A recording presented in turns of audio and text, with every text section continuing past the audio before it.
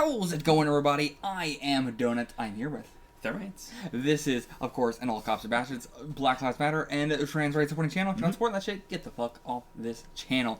We are talking about Guardians of the Galaxy, the video game? Yeah, we both knew nothing about this going into it. You were down here visiting, and so we got some games to play. We got Marvel's Avengers, which we haven't played yet. Not yet. And then we were like, we'll put that one off. Let's play Guardians of the Galaxy first. Haven't heard anything about Guardians of the Galaxy. My God.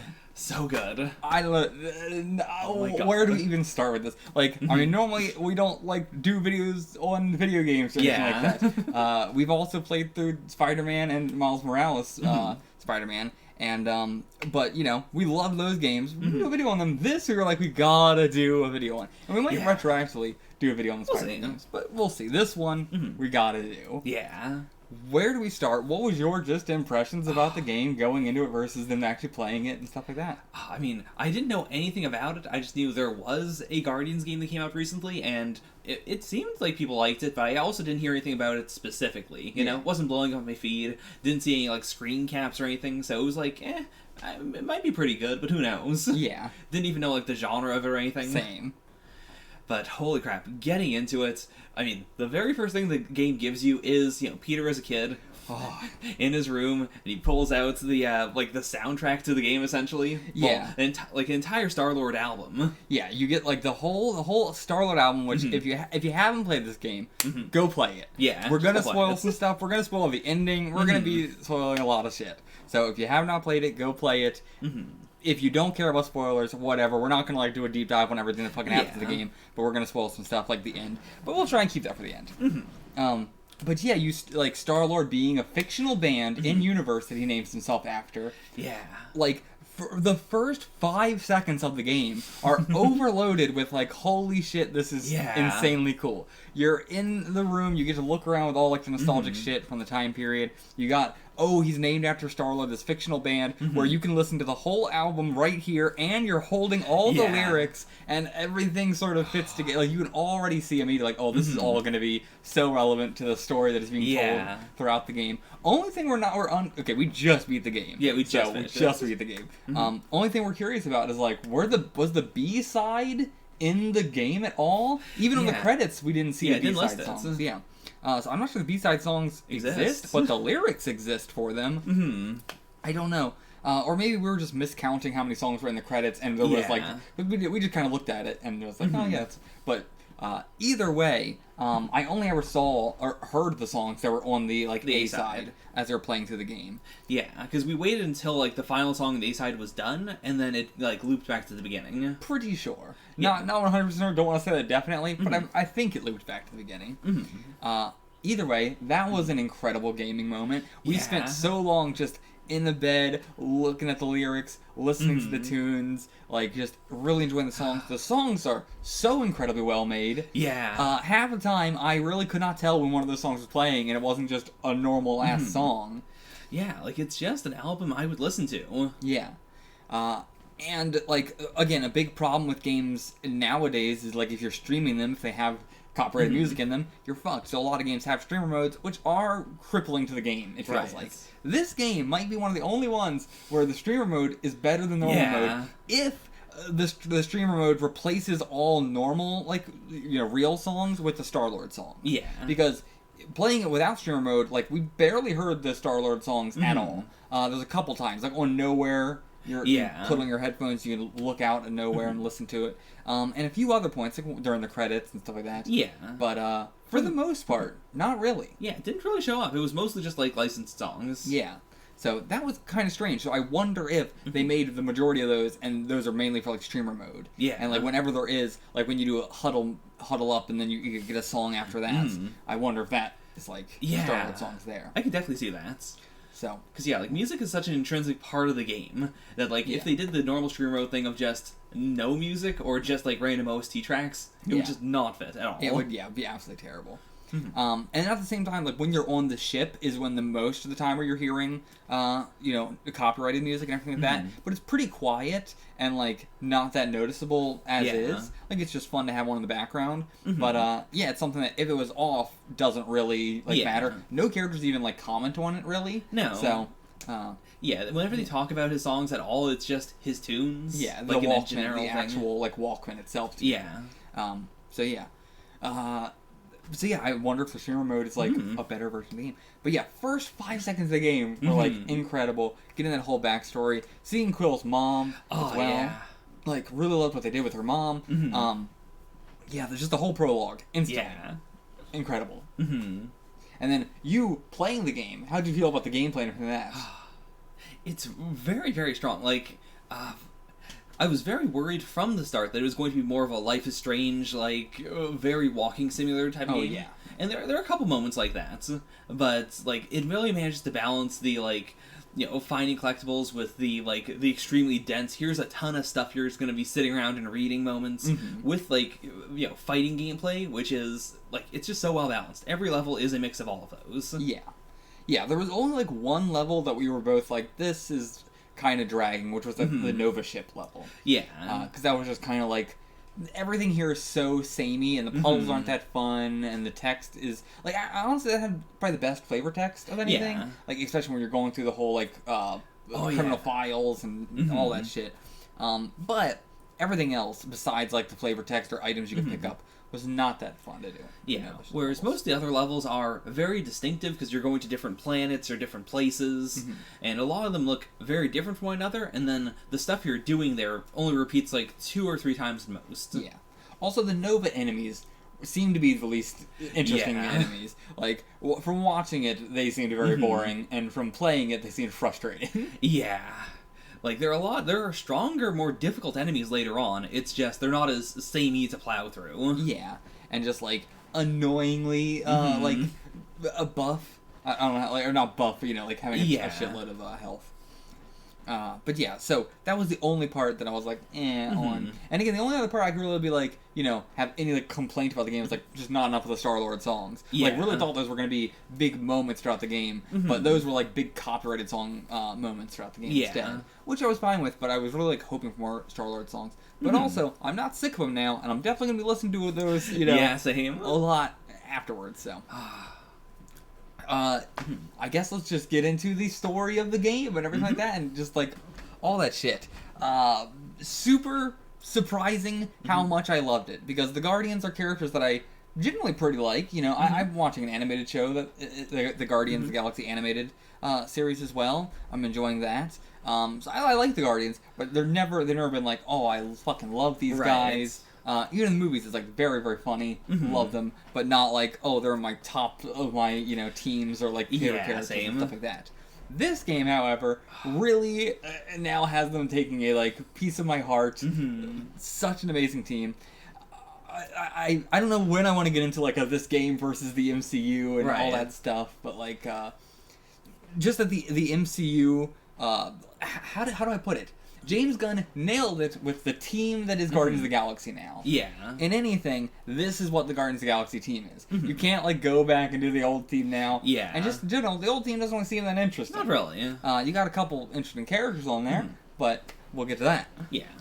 But yeah, so I thought that this was a perfect, like, this is the team we have going forward now, but this is not, you know, these characters from the MCU, even in, like, the slightest bits. Not really, like, you know, these characters are those characters in the sense that it's hard to go away from that. It's hard to talk about because there's clear MCU influence, while there's also going against MCU influence. Yeah, like, it's using the MCU stuff as a very soft base. Like, yeah, like just, you know, Drax being an alien, for instance. It's a lot of stuff where, like, if you've seen the Guardians movies, you already know vaguely what to expect. Yeah. But then, you know, from there, it, you know, adds in a lot of comic stuff and just kind of goes in a very different direction for a lot of them. Or, like, instead of going in a different direction for characters like Gamora, it just more shows what, you know, like, it gives you more of an arc that you would have expected. Yeah. Or more of a backstory that you would have expected. Like, yeah, I think that's a good way to put it. It is, like, you can immediately go into, like, the movies are very shallow on the characters. Yeah. So there's not a whole lot that would be, like, contradictory, other than, like, some very obvious things. But, yeah, it's not too contradictory, but also at the same time, they're very clearly trying to do more comic stuff, and, like, we're going to tie, like, their old origins into this new thing. Yeah. Like, we do see like, there was in the, like, Criminal Files or whatever it was, that guy who originally was Drax in the comics. Oh, yeah. Like, they had that. Yeah, they had his, like, daughter in the comics. Yeah. Thanos is, in love with death, and that's why he's doing everything. Which I found to be a much more satisfying thing in general. Because it has that hard, like, he clearly was selling all of his followers on a different thing. Yeah. But that is the core, like, irrational belief that had him do all this stuff. And that gives you this immediate, like, okay, yeah, so he was crazy. Yeah. But at the same time, you can still do but he was also charismatic and cool, and, like, his followers really believed in him. Like, yeah, it hits so much harder with Gamora and Nebula being people who were, like, really trying to please him. Whereas, like, I feel the MCU doesn't really do that. They kind of, like, always hated him from the start. Yeah. Which is understandable, but it's so much more tragic of a thing where they've been, like, kind of brainwashed by him, and, like, Gamora's personality in the MCU has that feeling of, like, I was, like, brainwashed and believed in this and, like, was doing what he wanted me to do as daughter of Thanos for all this time. But even though that's not really much of the case. Like, she was against it from the start, and her personality still has a little bit of those flavors of, like, it's hard for me to cult myself. Versus, like, this is, like, very, she was the one who found out, she was the one who broke it off.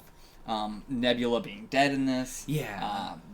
Like, so much more trauma that is, like, how to put it, feels very in line with the personality she has now. Like, it's still so hard for her to break out of that, and then by the end of the game, her, like, fully having broken out of it. Like, all the characters going through such great arcs throughout the game. Yeah, like, the game does a really good job of not starting us with, like, the proto-Guardians. Like, they're already the Guardians of the Galaxy. They've been together for a while. But over the course of the game, we get them all, like, actually opening up fully to one another. Whereas at the start, like, they've barely gotten together as a team, and they don't really like each other that much.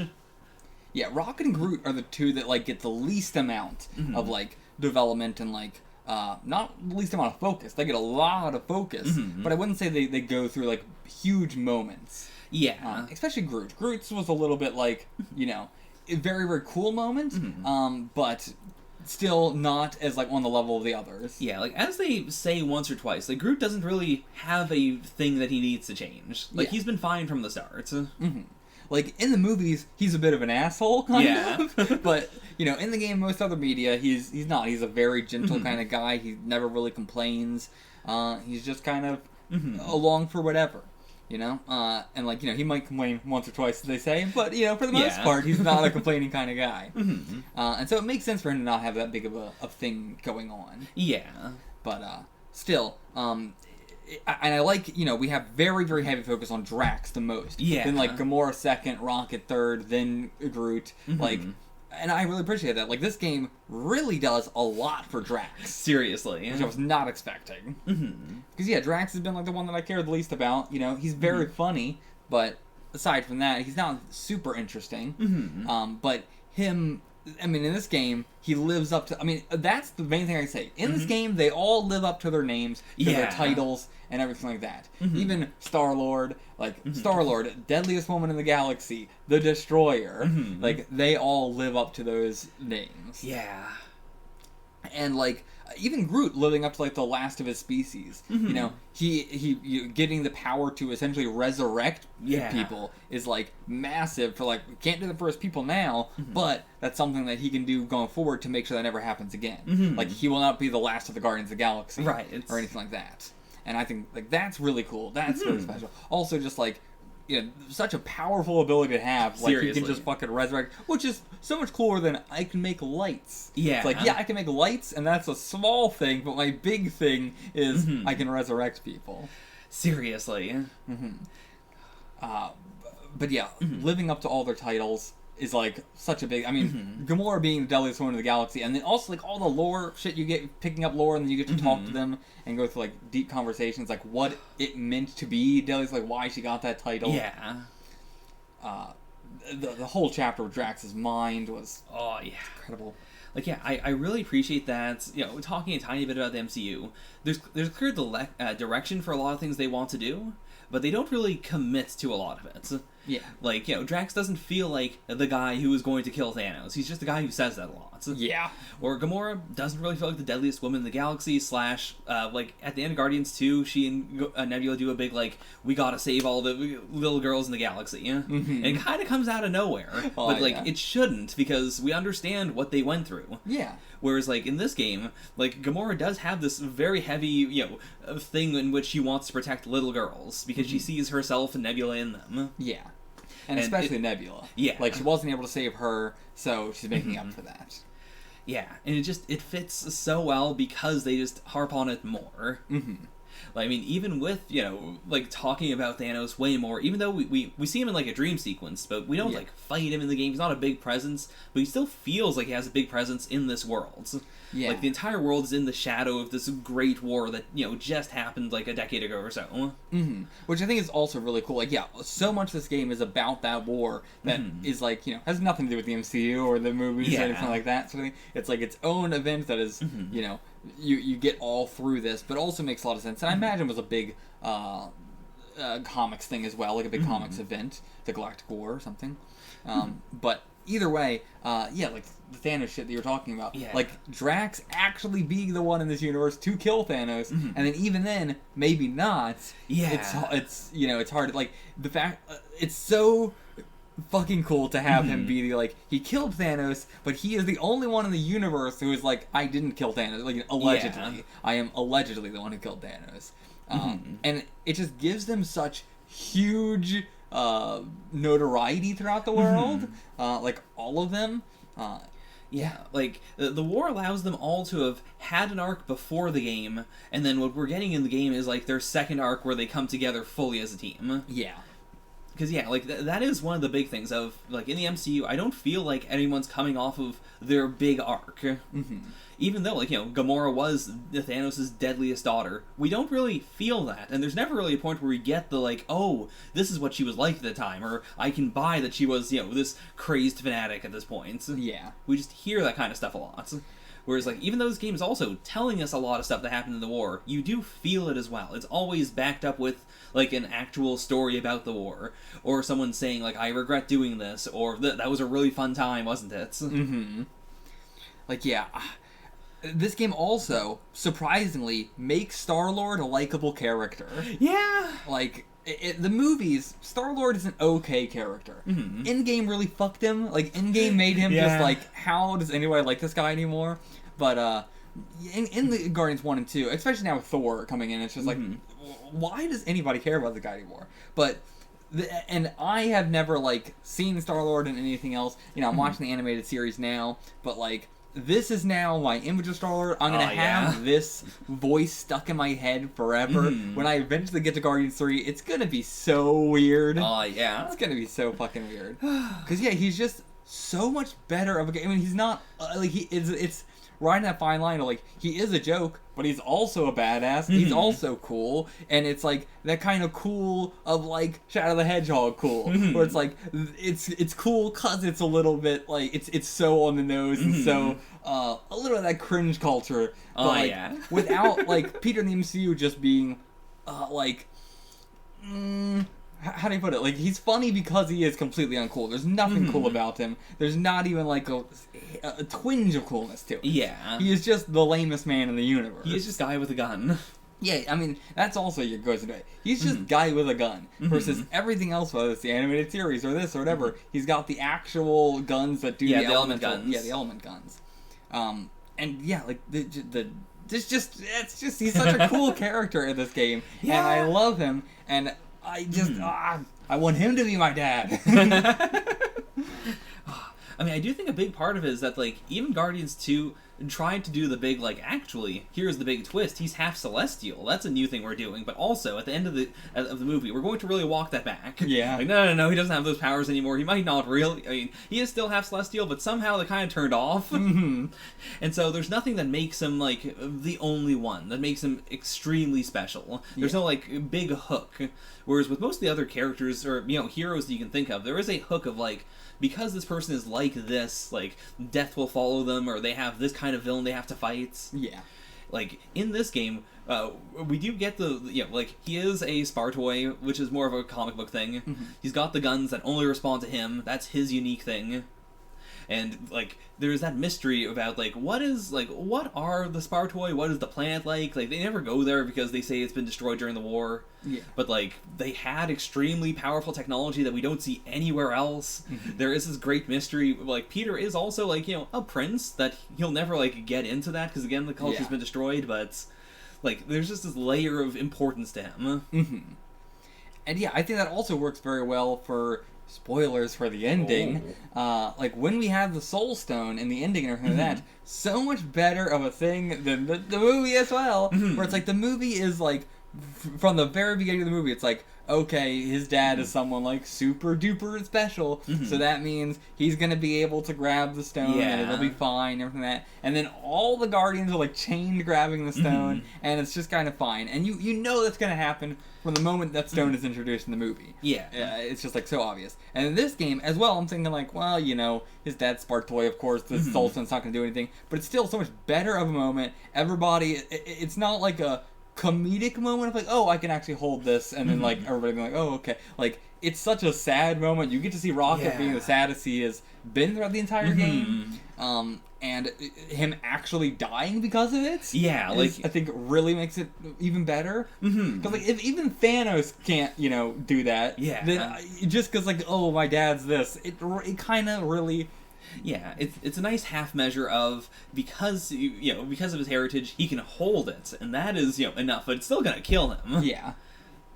Versus like everybody else, if they touched it, they would probably instantly die. Like all they can do is just kind of like smack it around really fast. But yeah, so that was a much better moment of having him actually die because of that, and like how much that affected everybody. I think also just like it makes more narrative sense to me in that like the movie is doing the big like because we are the Guardians of the Galaxy, we're standing together and we can control the stone. But it doesn't really like lay into how the stone works or anything. It's just kind of a really cool moment. It makes the stones way less powerful seeming. If it's just like, what if you just had friends? I mean, that isn't what it is, but it has that vibe. Whereas I do think this treatment of the stone, I mean, first of all, we have it throughout the entire game for the most part without 100% confirming it is the Soul Stone until the very end. I think that's definitely more of a you thing. As a casual person, I never thought there was multiple Soul Stones or anything. I was just like, that is the Soul Stone. Gotcha. Okay. That might have just worked better on me then. Maybe. Because, to be fair, when the Infinity Gems are first introduced in the comics, they start off as just like, here's a Soul Stone. And then there's a brief of like, oh, there are actually many Soul Stones. And then they go into, actually, no, these are different. These are called the Infinity Gems. Okay. So yeah, didn't know anything about that. But anyways, I do think it's just like, it makes it a better teamwork thing in my opinion because it isn't the big like, also Rocket is contributing to controlling the power of the stone. It is more of just a like, they all know they can't touch the stone, so they have to just try and hit the monster with it at the very end. And Peter is the one who's like he's not even thinking of it as, I'm going to control it. It is just, I need to hold it in place in order to, kill this thing. Or trap this thing inside of it, even if that kills me. The power levels, I hate being a power level person, but power levels treated very well in this game. Like, throughout the whole game, there's the, once you get to a certain point, it's obvious that it's like, well, we need to save the galaxy. And to save the galaxy, we need to fight half the galaxy. So how are we going to do that? Especially when the entire game is talking about the Galactic War and how, like, insane that was. And this is Galactic War 2.0, probably not worse in terms of, like, scale, or, like, in terms of people that they have, probably. Like, it's going to be way faster, but it's also going to be way more deadly in this moment.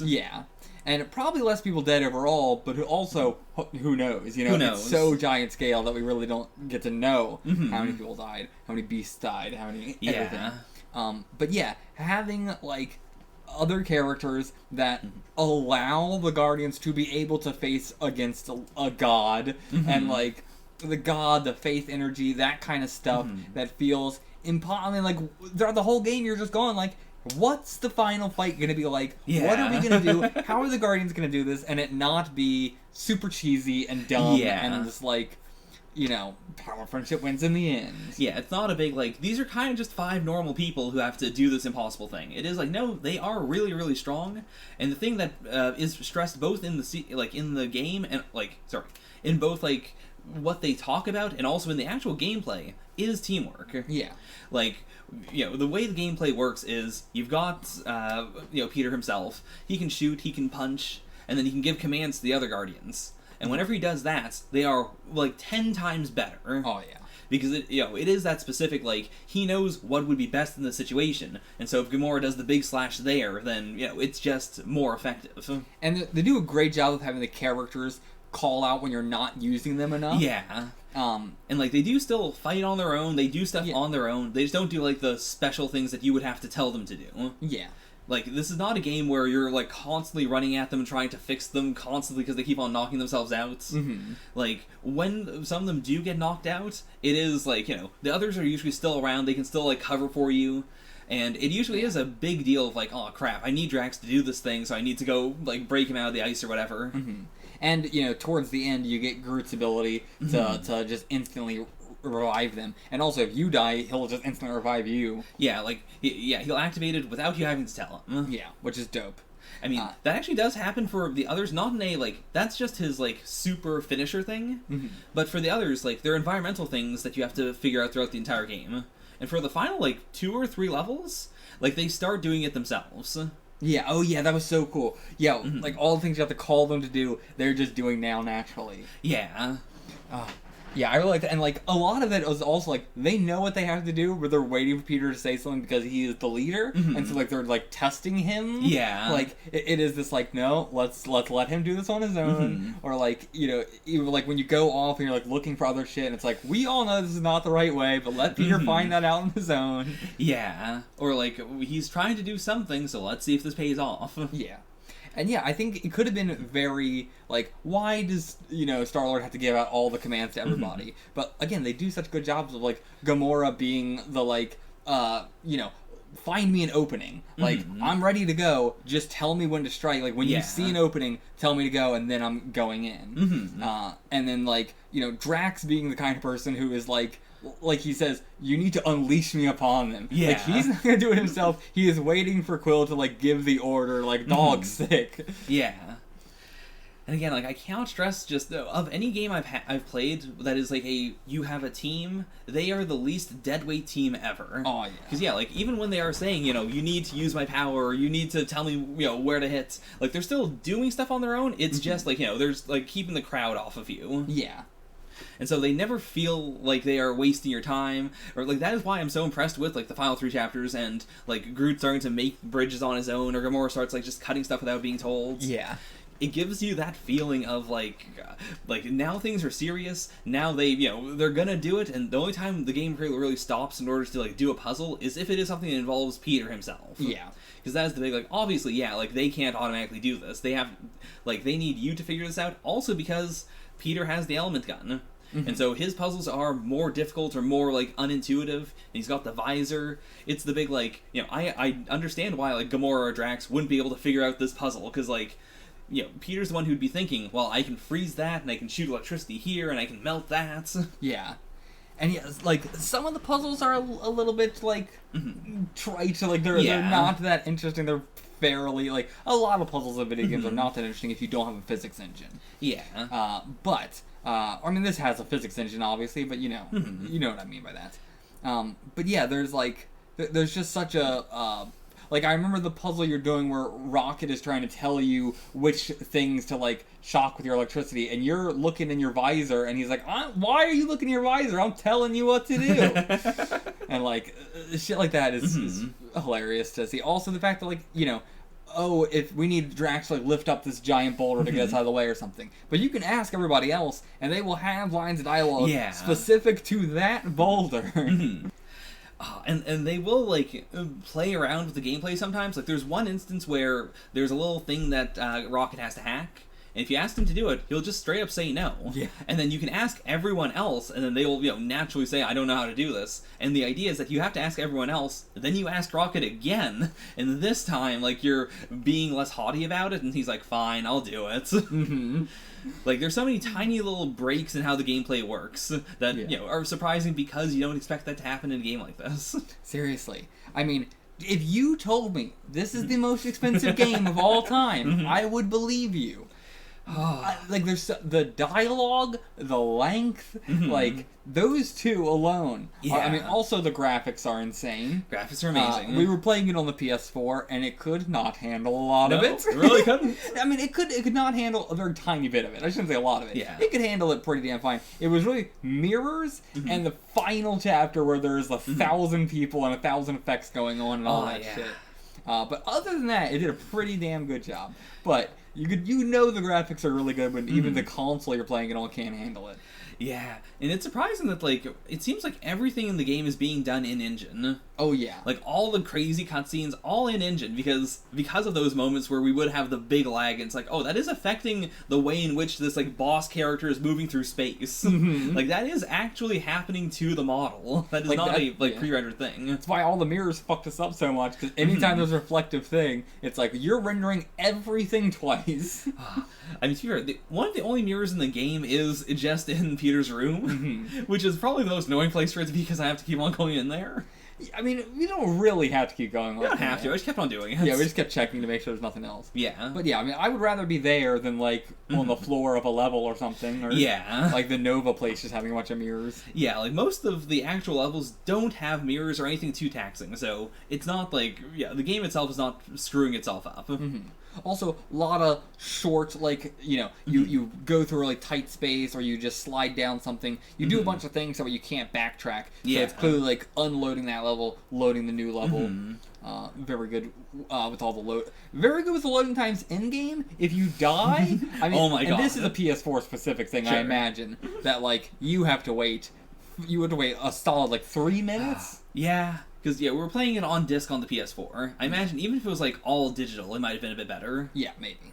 But yeah, on disc, on the PS4, not even PS5, rough sometimes.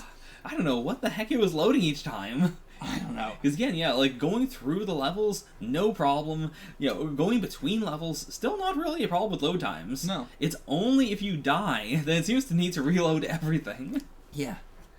Truly don't get what the hell was taking so long. But yeah, also, the dialogue. The dialogue. So much dialogue. So much dialogue, never ending. There's not even, like, the classic, like, there's a lot of dialogue in this game, but there's, like, even, like, a minute between that. Like, there is so few seconds between conversation to conversation to conversation. Like, one of the only, bad things about the dialogue is that I would be, like, walking very slowly or normally or whatnot, and then I would get to a point where the dialogue would just shift because I triggered different dialogue. And it's like, we didn't finish that whole conversation. But yeah, it's the kind of game where you can just, like, be figuring out a puzzle or just be standing still in a room while you eat tacos or something. And the characters just keep on talking about stuff that is specific to that level or to, like, where they are right now and, understanding each other. Yeah. Like, I appreciate that it is, like, there's so much per level, but also they do intersperse it with stuff where it's like, this could happen at any level. It is just, like, banter between the characters. Or someone saying, like, hey, this thing you've been doing all game, why do you do that? Yeah. Yeah, I love those kind of moments, or, just, like, or just simply shit like, well, how did all these cultists get all these costumes? Like, who's their tailor? Like, very good meta humor throughout the game that still is, like, in-universe meta humor. Yeah. And yeah, just there was only, like, the only time where there was dialogue that repeated was one Gamora line that I noticed repeated a few times. And I guess we'll get into this now, but Mantis was also in the game. Oh, yeah. Mantis was the only one that had a couple repeating lines in a level where you're with her, which is understandable because they were just like, we can't record as much lines with her, but with the 4 or, like, 5 main Guardians, holy fucking God, many. How do they record that much dialogue? How much did that cost them? Yeah. Absolutely. Fuck what? I truly can't get over how much dialogue they have. But between like all 5 of them, the only thing that's weird is when you pick up the lore items in the world and you bring them back to the ship and you have conversations with them there is such like a clear, like if a character gets cut off, they'd be like, oh yeah, well, I didn't mean to. No, it's okay, Peter Quill. And it's like there's a little bit like a break there, and it's like, why were these like recorded separately or just like not synced together? They're definitely recorded separately. Yeah. But then like the rest of the game, I imagine they had all of them in studio at once doing this or something. Yeah, because the overlap is really, really good. The way in which they like react to stuff is really, really good. It just feels so natural. The combat dialogue, there is constant new dialogue through combat. Oh yeah. Constantly. Constantly. Again, the only line that I ever heard Gamora repeat was, I don't remember what it was, but it was essentially, and this feels like it might have been a reference to the ProZD video of the, like, repeating dialogue in video games of, like, oh, I see, they got the point. And Gamora says something almost exactly like that. I don't remember what it is, but it's something like, you know, with her sword, like, oh, they got the point. It's something like that. Okay. And I heard her say it, like, 3 times, and I was like, why is this the only one I'm hearing repeat? This feels like either a reference or this is so coincidental. But like the huddle ups, I think we had like 1 repeat for the huddle up. Yeah, like 1 or 2 maybe. Yeah. But yeah, the huddle ups also such a cool fucking idea. I love doing them because it's so fun and it feels so, you know, well done in universe. Like, you know, whether you're doing bad in the fight or good in the fight, like that is taken into account. For the huddle up. Such a cool idea also that when you come out of the huddle up, you know, you're playing your music, it's like that's playing. Yeah, and there is then you can fuck it up. Yeah, and it is the big, like, if you just don't say anything and then they all just walk away, it's whatever. If you say something that only Peter likes, then he gets a power-up, and then if you say something that hypes up the entire team, then everyone, you know, is supercharged and they can use their ultimates multiple times. Like, I was not expecting how much, like, Peter saying stuff to people would be, like, a core theme of the game. Yeah. Like, it went from, like, you know, tons of games have that. Like, that is the Life is Strange thing of just, you can talk to anyone, you can say all sorts of stuff, but this game does make a lot of it matter. Yeah, and it is the big, I've played so many Your Choices Matter games, and most of the time, no, they do not. Not really. Whereas, yeah, everything feels like it matters, or, like, even if it's pretty transparent, it's still, like, no, I still get it, though. Like, Peter can't just be a fuck-up constantly. Yeah. There are a lot of branches where I imagine, like, the dialogue's actually very funny, but I've had an attachment to the world, and so I was like, well, no, I do want to say what I think makes the most sense in this moment. I do want to, like, inspire everyone, or I do want to, like, genuinely try to sway this person onto our side. And most of the time, it's not, do you want to say the good option or the bad option? It's very much so like, do you want to say the good option or the Peter option? Yeah. And I really appreciate it, because there's so many times where we didn't pick the Peter option. It's like, this feels like something Peter would say, even though this is the nicer thing to say, this is what Peter would do. And yeah, that doesn't usually screw things up for you. No. Yeah, and a lot of times those moments are like very light moments where it's like, this is probably not going to have any relevance to the game. This is just a fun you getting to add to the conversation right now. Yeah. And like siding with, you know, certain characters over other characters and everything like that. Like something like picking Rocket or Groot for the Monster Queen stuff. Yeah. And it's like that, you know, the end result the same, but the way in which it would have gone about that, so wholly different. I mean, Rocket probably would have been a much more piece of shit throughout most of the game if we did not pick him for that, and we instead did Groot. But yeah, there's so much shit that it's just like, what was the alternative? Yeah. Like, so for us, we kept the llama. We you know, apparently said the right things to Cosmo, said the right things to the Nova Corps, so, like, they came back in the end. Yeah. You know, we also had, like, Mantis bring the Monster Queen. I think that was gonna happen no matter what. Almost certainly gonna happen no matter what. I don't think that was anything that we did, necessarily. Yeah, well, I'm guessing that would have just, like, reduced the number of, like, monsters we got or something. Like, maybe. What does that even mean? It probably would have not cleared out that one level where she shows up and then kills everyone. Yeah. Because most of the others are also in the final, or not the final level, you know, like the big climactic level. Yeah. A lot of them are, like, because you befriended this faction, you said the right things, they cleared out this entire, like, sub-level for you. And you can just kind of run through it, or you can kill them really quickly. Yeah. Yeah, and so, but also like the llama thing, like what the fuck was gonna happen there? What? There's so much llama in the whole game. Like, what if we threw Kami out of the fucking thing? What would happen? Like, yeah, it seems like everything would have been so much harder, if impossible. Yeah. The fact that you can get a bad end into the game halfway through the game if you accept the promise. Yeah. And, like, you can do that and then also, like, kind of back out of it. Because, like, we fucked up the gameplay. We thought that was supposed to happen. Yeah. And we're like, oh, no, okay. Also, again, in this seemed like the most, most expensive game I've ever made. Yeah. The game never ends. It just keeps going. Oh, yeah. We thought we were done with the game, like, halfway through. We thought we were done with the game in Chapter 8, I believe. Chapter 8, what was Chapter 8? Let me double check. Chapter 8 was the matriarch, and we were like, you were like, we haven't gotten half our elements yet, and shit like that, and I was like, we also haven't seen, like, 90% of the costumes, or any of this shit. Like, I assume this is a very big New Game Plus kind of game, and so I was like, I was confident it was going to end on Chapter 8, I was like, this is the last chapter, everything you want to do, make sure we're doing it before we do this. Yeah. And then the game goes on, and then we thought the game was going to end in Chapter 12. It was like, oh, it's definitely going to end here. Nope. Thought it was definitely going to end in Chapter 14. Nope. The Chapter 15. Okay, that was the end. Nope.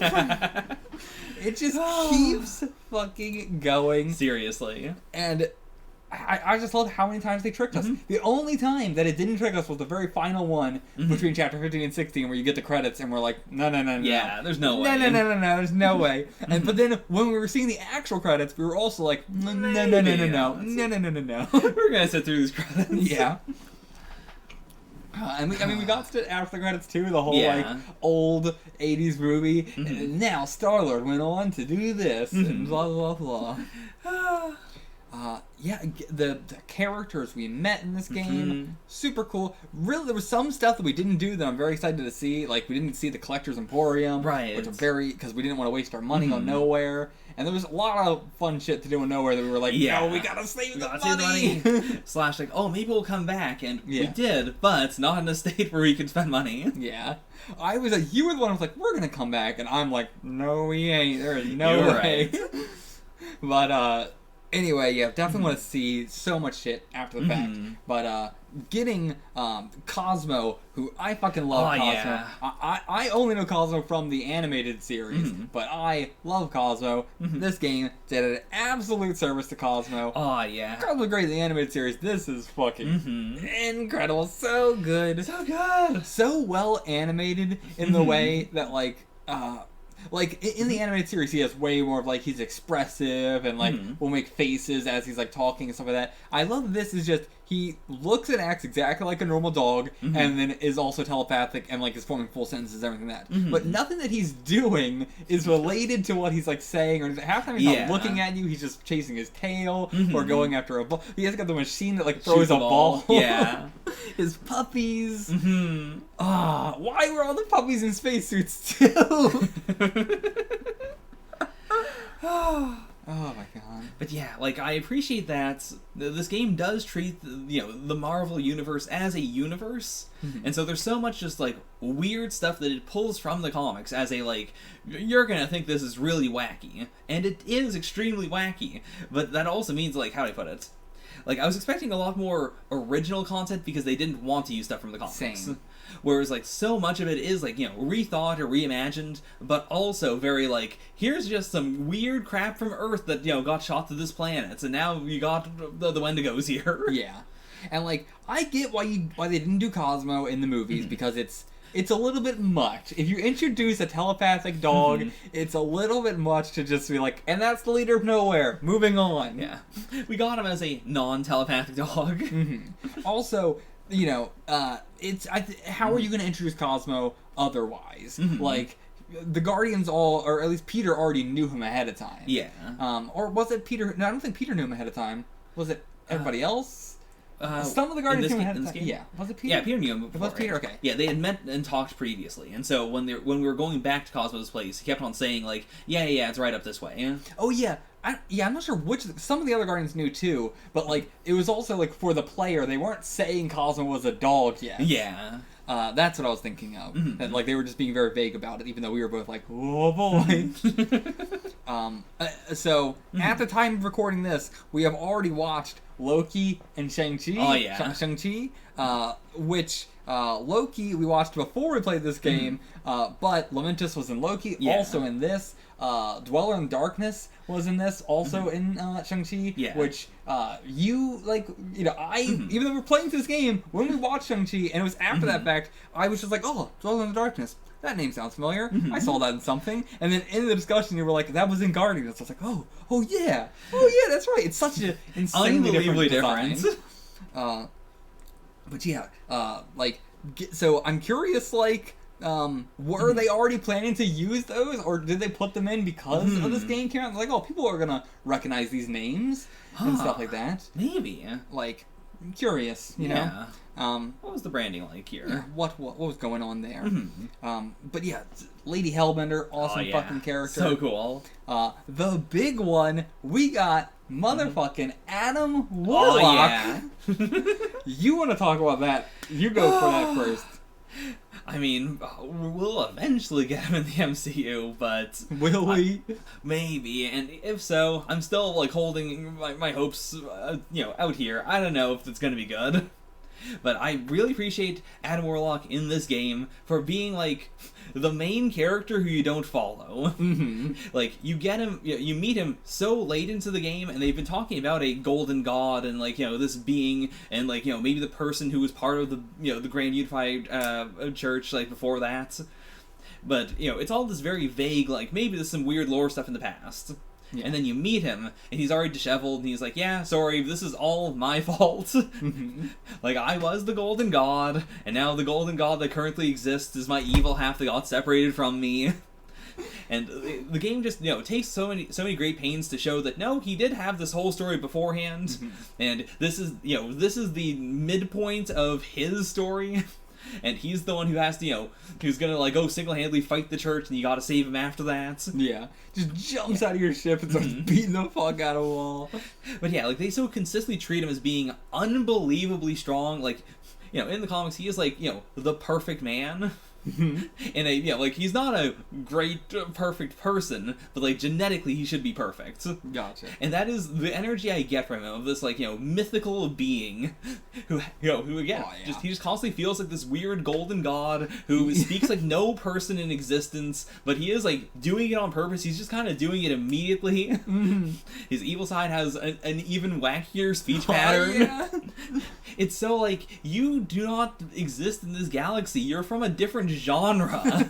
That's how powerful and weird and mystical you are. Oh yeah, out of everything, he felt like the most they literally just picked him physically out of the comics and placed him in. And yeah, getting the Magus as well. Yeah. But the Magus when we first see it is so horrifying. Seriously. It's the most this looks terrifying. This looks like nothing else in this game. No. It looks like a different art style, which is always terrifying when you do something a completely different art style. And just the way it was shifted and it was terrifying. And more than that, when we go to fight that beast in the first chapter, and then that comes in, was the big okay, oh no. And yeah, this is a game where, one of the main instigating problems, the release of the Magus, is Peter's fault. Peter and Rocket's fault. Oh, yeah. But, it is done in such a way that you don't understand how bad it is until, halfway through the game. Because it starts off as just, oh, that's a freaky thing, but okay, I guess it's just loose here in this place where there's no real life. Whatever. I mean, I felt like it was very okay, this is gonna be pretty bad, but not universe-ending bad. Yeah, I guess that's what I'm saying. Yeah. I thought it was gonna be a mini-boss at some point.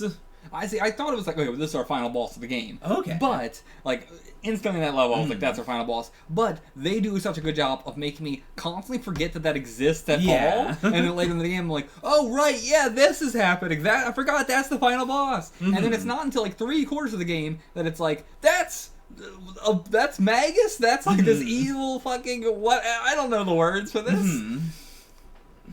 Yeah, kept forgetting about it, and then also just not realizing what it was for the whole game. Yeah, like, because the universe is so expansive, it gets away with just making things feel very unconnected in the first half for making you realize later on, no, it was all connected. Mm-hmm. Like, just the fact that there is an infinity gem just, like, hanging out in this place. Yeah. But then you realize, like, oh, right, but the church guy was going there specifically in order to find it. That's what he meant by I'm going to go get the golden god back. Mm-hmm. Like, it all ties together in a very satisfying way without also being too, like, now we have to flash back to this line so you can see how it works in context. Yeah. Like, it expects you to just remember a lot of the lore. Mm-hmm. And yeah, like, so, I mean, this is the perfect, like, everything tying together game. Mm-hmm. There's so much that, because I'm thinking in a meta sense of every other video game I've ever played, Mm-hmm. it's just like, you know, when they're talking about killing Fing Fang Foom, Mm-hmm. and it's like, oh yeah, that's funny. And then it's like, oh, we're actually gonna go do it. Okay, Yeah. what are we actually doing though? Like, what's gonna actually happen? Okay, we're spending this whole level hyping up how insane Fing Fang Foom is. And it's like, well, of course, you can never live up to that. And also, why would they do that? Like, Yeah. why? The game's already over, basically. Why would they add a whole nother huge boss fight here that would have to be insane, assumingly on like the level of a final boss battle, and it was. It was! Like, it's not even that close to the end comparatively now, Yeah. and yet still, that boss fight was about on the level of the Raker fight. Yeah. Like, they both had like that ability that could just like instant kill you, and yeah, it fully you fucking fight Fing Fang Foom. I can't believe we killed Fing Fang Foom, and it was incredible. And they hype you up for it so much with, like, you know, building up the new, like, you know, lore about Drax's culture and how they come to this planet in order to find, you know, like, in order to do something to redeem themselves if they've been dishonored. Yeah. Like, it feels mythical, and then when you do fight him, it feels mythical, and when you kill him, like, that is the point. Like, we're not at the end of the game, and Drax is like, yeah, that's it, that's, you know, we did it, we've earned our place in the afterlife. Yeah.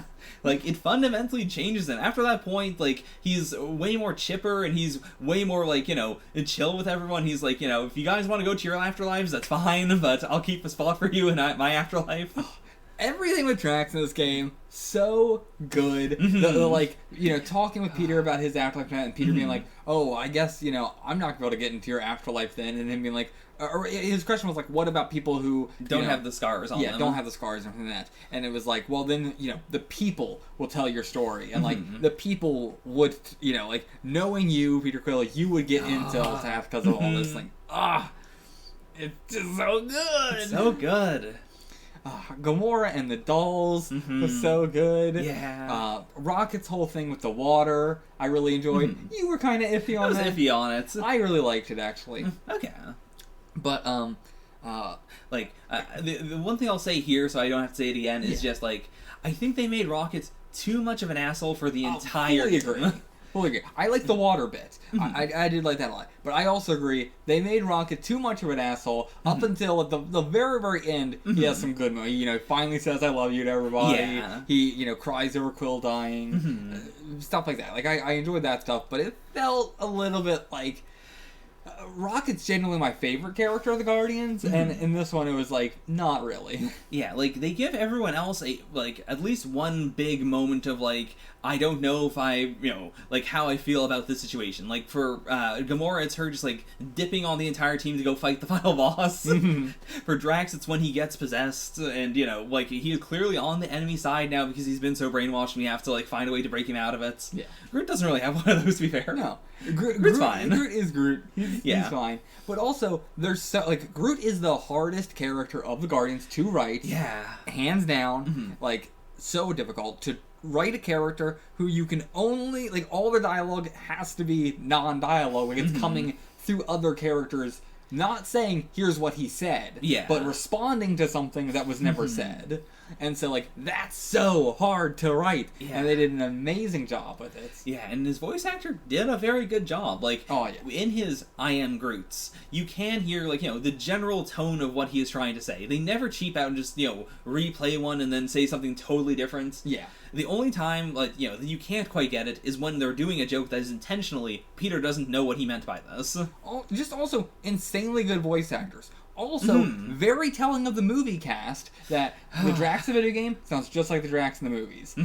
Groot sounds just like Groot. Rocket sounds just like Rocket. Gamora sounds just like Gamora. Star-Lord, completely different. Just, we can't have someone do a Chris Pratt impression because it's a terrible Star-Lord. Yeah. He's just not good at it.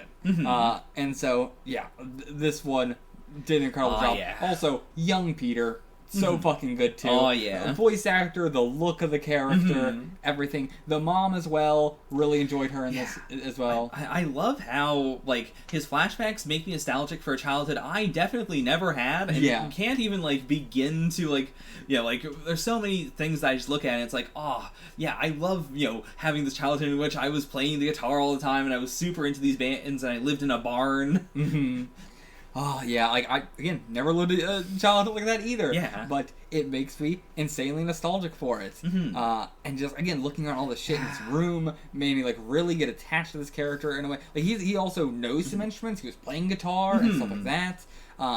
The whole look in general, the fact that he has a coat that says Star-Lord on it, the fact that he named himself after his favorite band is just so cool. The fact, I mean, everything about the band. We forgot to fucking mention, you can open up the magazine that has a 2 full-page spread about the fictional band that you can read and like an interview by them, and it's so good and it informs so much about like just I feel like I love this band and it's a completely fictional band. Yeah. But also, if I can say I like the Gorillaz or something, I can say I like Star-Lord as a band, which isn't a real band. They're virtual bands. They're virtual bands, yeah. And it's like, it's just so good. The 2 people who did everything for that band. Seriously.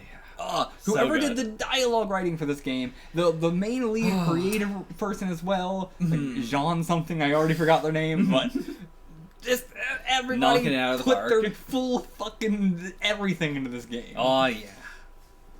Oh my god. Man. Any favorite moments you want to mention while we're here?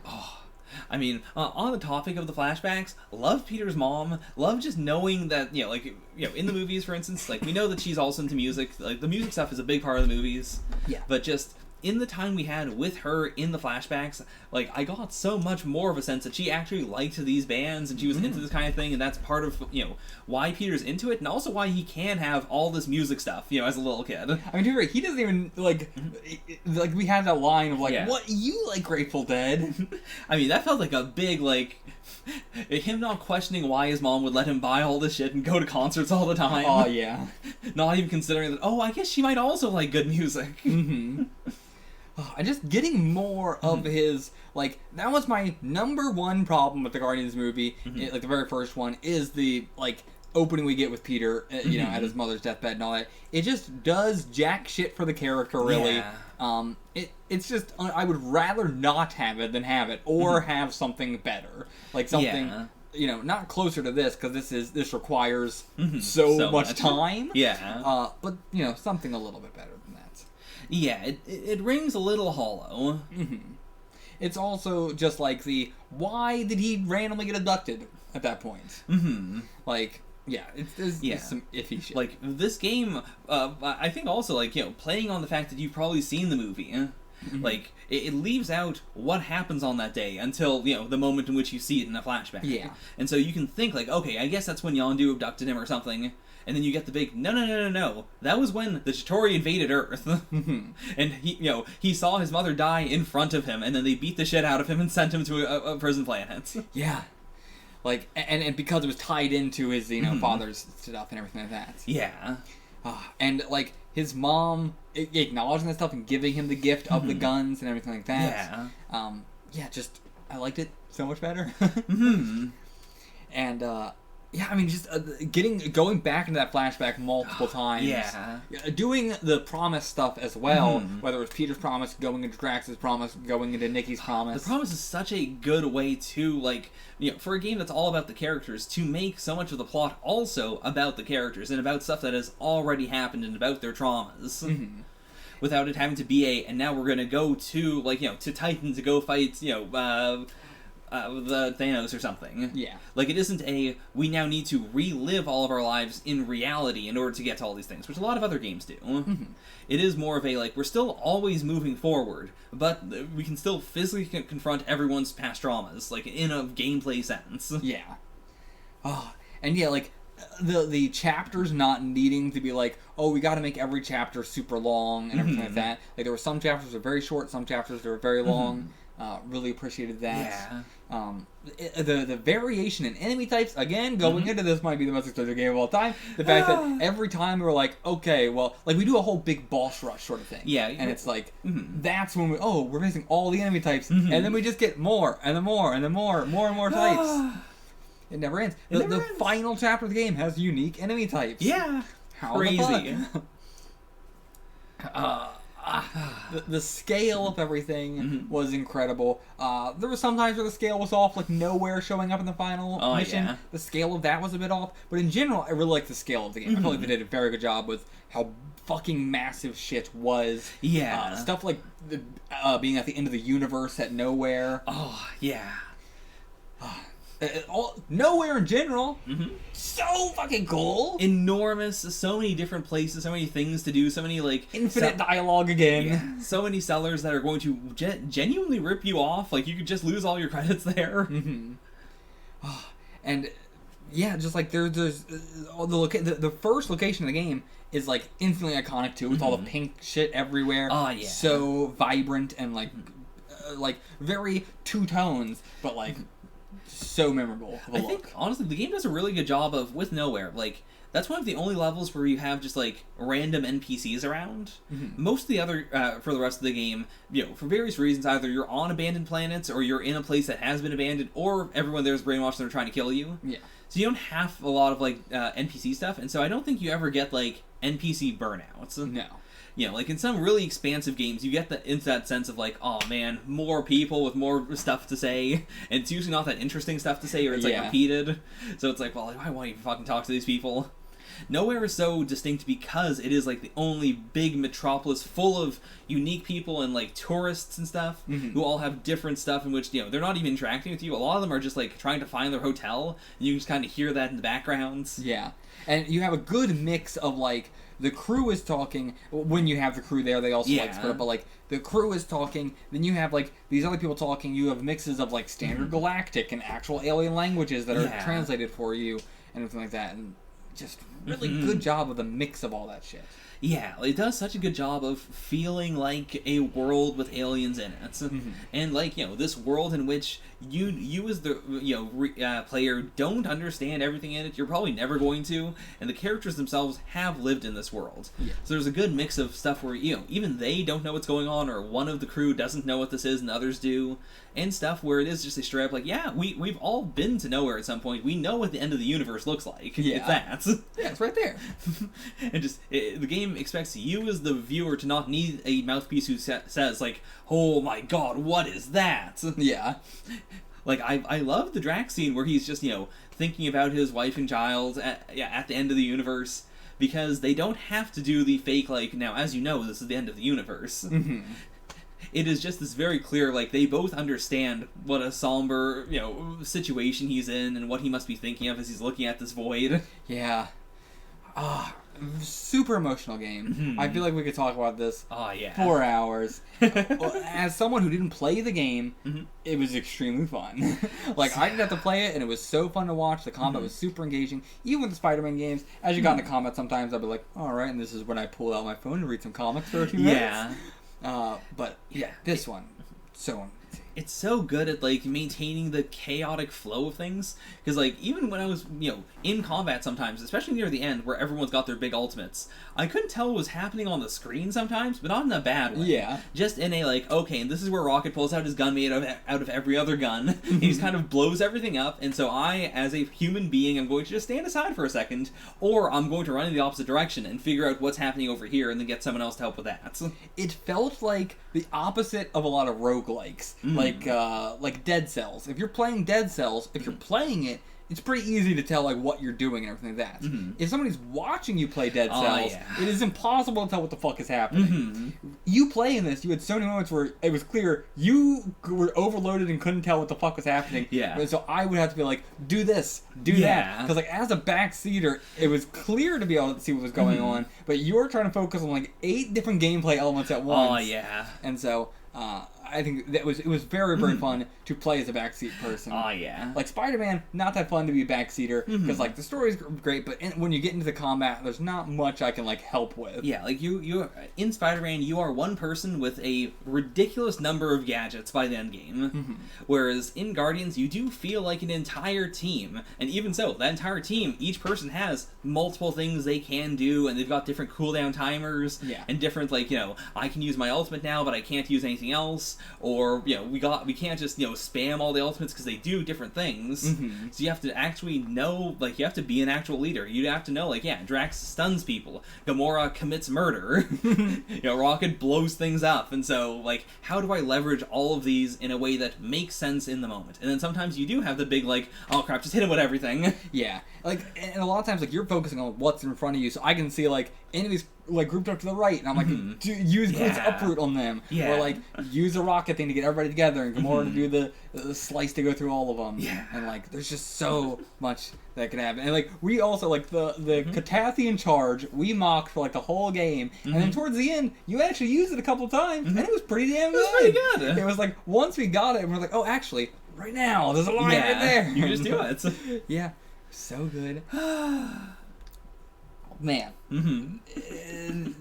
I honestly think I enjoyed this more than the Spider-Man games, which I didn't think was possible because I thought they were perfect games.